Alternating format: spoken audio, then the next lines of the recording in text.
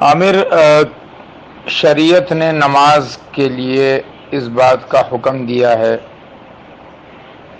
کہ جگہ بھی پاک ہونی چاہیے، کپڑے بھی پاک ہونے چاہیے، انسان کو خود بھی پاک ہونا چاہیے۔ جگہ ناپاک کب ہوگی؟ شریعت کہتی ہے کہ اگر وہاں پر ظاہری طور پر نجاست نظر آئے تو اب وہ جگہ ناپاک ہے،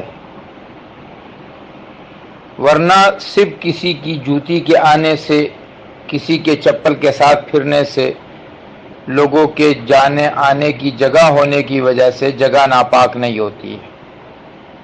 چپل چاہے مسلمان کی ہو یا کافر کی ہو، اگر اس کی اوپر ناپاکی، پیشاب پاخانہ بظاہر نظر نہیں آ رہا تو وہ جگہ پاک ہے، آپ وہاں نماز پڑھ سکتے ہیں۔